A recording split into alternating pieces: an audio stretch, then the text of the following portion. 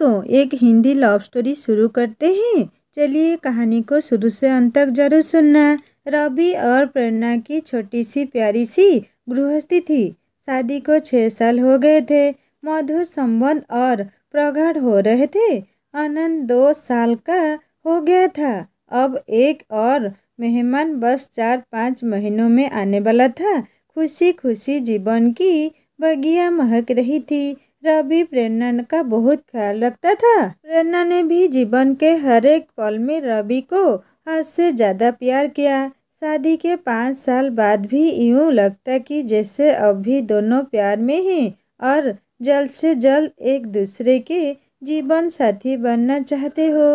रिश्तेदारों और करीबी दोस्तों के अलावा शायद ही कोई समझ पाता था कि दोनों पति पत्नी हैं। हाँ, आनंद के कारण भले ही अंदर लगा लेते थे वरना नहीं।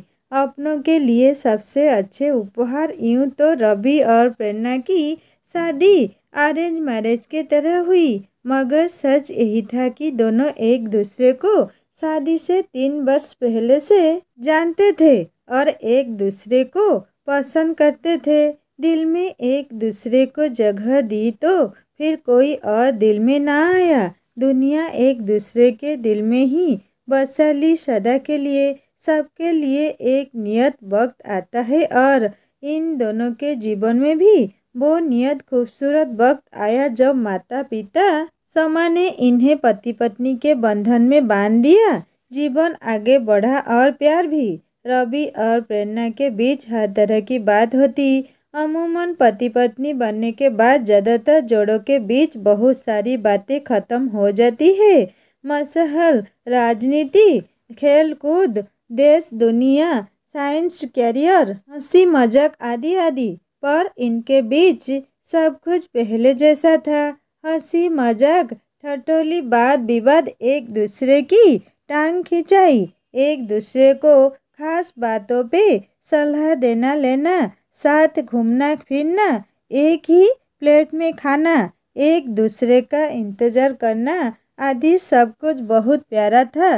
रवि और प्रेरणा के बीच ऐसा नहीं कि रवि और प्रेरणा की झगड़े ना होते थे, मगर वैसे ही जैसे दोस्त लड़ते झगड़ते, मुंह फुलाते और आखिर में वही होता, चलो छोड़ो ना यार, जाने दो ना, सारी बाबा माफ कर दो ना, गलती हो गई, और दोनों एक दूसरे को गले लगा लेते।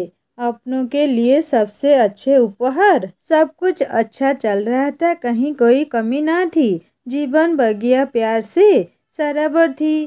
फिर भी जाने क्यों कभी कभी प्रेरणा उदास हो जाती, पर अगले ही क्षण अपनी उदासी झटक कर मुस्कुरा देती। रवि कभी शायद ही उसके उदास पल देख पाता और कभी देख भी जाता तो प्रेरणा कहती, कुछ नहीं, यूं ही। अनंत के साथ दोनों के जीवन और निरंतर कैरियर की प्रगति से दोनों इतने खुश थे कि कई लोगों के मन में ईर्ष्या भी पैदा हो जाती। हालांकि रवि और प्रेरणा के बीच भी कई सारे अंतर थे जो किसी भी युगल में होना स्वाभाविक है, क्योंकि दो अलग अलग परिवार परिवेश और अलग शहर के लोग एक हो भी नहीं सकते। परंतु दोनों ने एक दूसरे के साथ बड़ी सहजता से हर तरह का तारतम्य बैठा लिया था।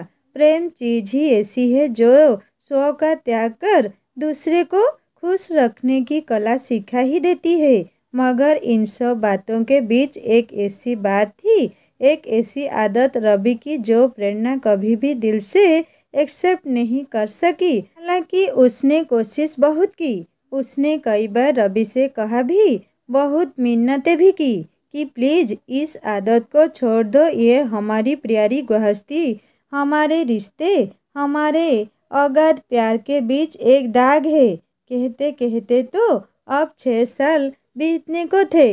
अपनों के लिए सबसे अच्छे उपहार रवि ने जाने उस आदत को खुद त्यागना ना चाहा या उससे हुआ नहीं ये पता नहीं। जबकि कहते हैं कि दुनिया में जिंदगी और मौत के अलावा बाकी सब कुछ संबंध है। खैर, वक्त बीतता रहा। प्रेरणा ने अपने मन को ही समझा लिए। उसको याद आता कि सभी बड़े बुजुर्ग और बुद्धिजीवी लोगों का कहना है कि इस संसार में ऐसा कोई नहीं जिसको जीवन की संपूर्ण खुशियाँ मिल जाए।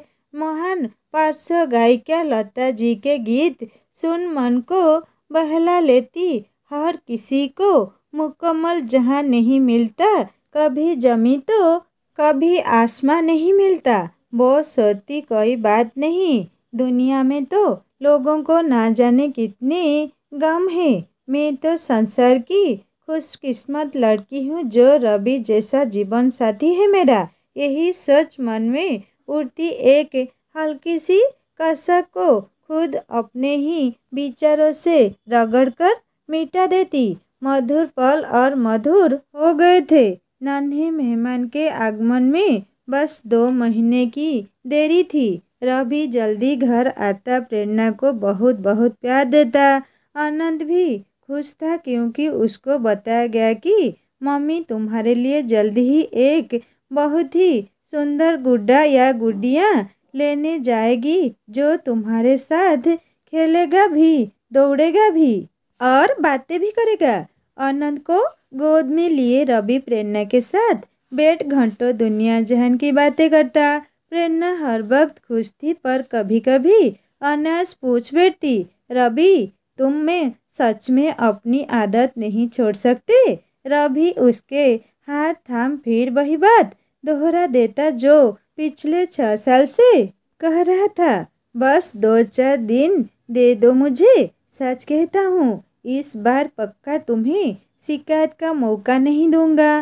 प्रेरणा कसक भरी मुस्कान के साथ सर हिला देती। ओके प्लीज इस बार जरूर। रवि प्यार से प्रेरणा के माथे को चूम लेता, कभी गालों पर थपकी देकर कहता इस बार पक्का प्रॉमिस। बात फिर खत्म हो जाती। एक शाम अचानक प्रेरणा का दिल बहुत किया कि आज आइसक्रीम खाने चलते हैं। वैसे भी 2-3 महीने से कहीं बाहर निकली नहीं थी। रवि ने कहा मैं घर पे ही ले आता हूँ। प्रेरणा नहीं मानी। तीनों तैयार होकर आइसक्रीम पार्लर चले गए। आइसक्रीम खाते हुए बहुत खुश थे तीनों। होनी कुछ और लिखी गई थी जिसका समय नज़दीक था। तीनों घर वापस आए।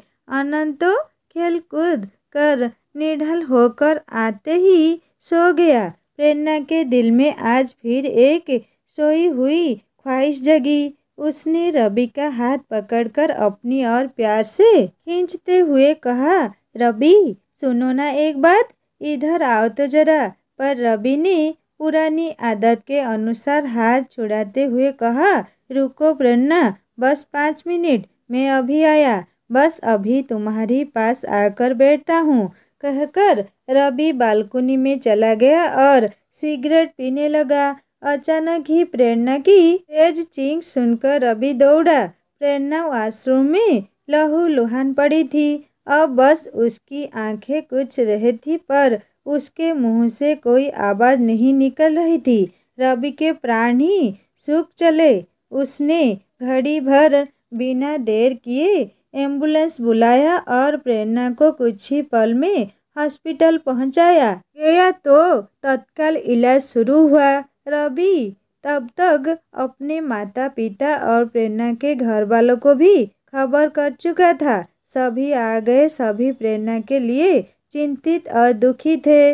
उधर अनंत घर में अकेला था। सिर्फ नौकरों के भरोसे छोटा बच्चा नहीं रह सकता, इसीलिए रवि की माँ को घर जाना पड़ा। इधर डॉक्टर्स प्रेरणा की कंडीशन को अब भी खतरे में बता रहे थे। बच्चा पेट में ख़त्म हो गया था। डॉक्टर ने ऑपरेशन कर दिया था और अब प्रेरणा को बचाने की कोशिश में जुटे थे। थोड़ी देर में आनंद को लेकर माँ पुनः हॉस्पिटल आई। माँ ने रवि के हाथ में एक पेपर देते हुए कहा, ये तकिए के नीचे रखा था, शायद आनंद के हाथ में खेलते हुए आ गया। कोई ज़रूरी चीज़ हो शायद, ये सोच में लेते आई। माँ पढ़ना नहीं जानती थी सो रवि पढ़ने लगा। उसने पहचान लिया ये प्रेरणा की लिखावट थी और जगह जगह स्याही ऐसे बिखरे हुए थे कि लग रहा था उसने रोते रोते ही ये सब लिखा है। अरे ये तो अभी शाम को लिखा है उसने, क्योंकि प्रेरणा की आदत सभी जानते हैं। वो कुछ भी लिखती है तो उस पे अपने साइन करके नीचे तारीख और समय भी लिखती है। मतलब कि जब रवि थोड़ी देर के लिए सिगरेट पीने बालकनी में गया था तभी प्रेरणा ने ये लिखा था। रवि पढ़ने लगा। पता है रवि, जब प्यार में हम दोनों सराबोर हुए थे पहली बार, जब हम पहली बार अपने अपने दिल की बात एक दूसरे से कहने को मिले थे, जो शायद हमारे प्यार की पहली ही शाम थी। उस दिन हमने समंदर किनारे बने उस कॉफी होम में समंदर की लहरों को साक्षी करके एक दूसरे से पूछा था कि हम एक दूसरे को ऐसा क्या दे सकते हैं जो सच में बहुत नायाब हो। मैंने कहा पहले आप कहो रवि। याद है रवि आपने क्या कहा था? आपको तो शायद याद ही नहीं है, लेकिन मैं एक पल भी नहीं भूली। आप ही ने कहा था कि रवि कि मैं तुम्हारी सांसों से अपनी सांसों को जोड़ना चाहता हूँ। बोलो दोगी मुझे ये तोहफा? मैंने आपकी आंखों में प्यार की सच्चाई देखी थी। उस एक पल में मैंने आपके साथ अपना पूरा जीवन देख लिया था। ऐसे लोगों पे आप मांगेंगे ये कल्पना तो नहीं की थी मैंने, लेकिन आपकी इस ख्वाहिश ने ही मुझे भी ये ख्वाहिश दे दी कि मैं आपकी ये इच्छा ज़रूर पूरी कर दूं। दिल में तो आया था कि अभी ही पूरी कर दूं, पर मैं शादी के बाद आपकी इच्छा ज़रूर पूरी करूंगी मैंने सोच लिया था। लेकिन साथ ही ये भी था कि मुझे आपकी सिगरेट बर्दाश्त ना थी। मैंने अपने घर परिवार में कभी ये सब देखा सहा नहीं था। मुझे इसके धुएं से, इसकी अजीब सी स्मेल से हद से ज़्यादा नफरत थी। मेरा दम घुटने को हो आता है इससे। लेकिन फिर भी मैंने नज़रें नीचे करके कहा कि सही वक्त आने पर आपको ये तोहफा ज़रूर दूंगी। आपकी आंखें खुशी से चमक उठी थी। मुझे बहुत अच्छा लगा था रवि। फिर आपने मुझसे पूछा कि तुम्हें मुझसे क्या चाहिए? याद है रवि? मैंने एक ही चीज़ मांगी थी। रवि आप ये सिगरेट पीना छोड़ दो। इसके अलावा मुझे सारी जिंदगी कुछ और नहीं चाहिए। आपने कहा बस एक सप्ताह बाद तुम मुझे सिगरेट पीते नहीं देखोगी। मैं कितनी खुश हुई थी आप इसका अंदाज नहीं लगा सकते। लेकिन आपने पलटकर ये नहीं पूछा कि मुझे यही तोहफा नायाब क्यों लगा। मैंने बताया भी नहीं। जानते हो रवि क्यों यही मांगा था मैंने? ताकि मैं आपकी ख्वाहिश पूरी कर सकूं। हाँ रवि, आपकी सांसों से अपनी सांसों को जोड़ने की ख्वाहिश मैंने मन में भी जग चुकी थी, पर आपकी सिगरेट ने मुझे ये कभी करने ना दिया। मुझे आपसे बहुत प्यार मिला है रवि, बहुत सम्मान मिला है। सच है कि आपको जीवन साथी पाकर मैं इस जहान में खुद को सबसे ज़्यादा खुशनसीब पाती हूँ। हमारे प्यार के अनगिनत पल है रवि। हमारी एक दूसरे से नज़दीकियाँ तो शरीर और आत्मा की तरह ही है रवि। पर मैं बेहद अजीब है ना कि इतने करीब होकर भी वो पल नहीं आ पाया कि मेरा वादा और मेरी एक छोटी सी ख्वाहिश पूरी हो सके। शादी के बाद इन 6 सालों में आपने मेरे लिए बहुत कुछ किया, पर अफसोस मेरी एक छोटी सी ये ख्वाहिश आज भी अधूरी है। कितनी बार मैंने चाहा, मगर हर बार जब भी आपकी सांसों के हमकदम बनना चाहा, हर बार वही सिगरेट की अजीब सी गंध ने मुझे मुंह फेर लेने पे मजबूर किया। लेकिन आपने कभी समझने की कोशिश नहीं की। क्या कोई यकीन कर सकता है रवि कि पति पत्नी होकर, एक बच्चे के माता पिता होकर भी हम एक दूसरे के होठों के स्पर्श को नहीं जानते? लोग हंसेंगे कि ये क्या बकवास है। भला ये 6 साल के दाम्पत्य जीवन में ऐसा पल ना आया हो? मैं कैसे कहूँ कि ये हमारे अटूट बंधन, गहरे प्रेम के बीच ये एक दाग की तरह है, मगर सच है।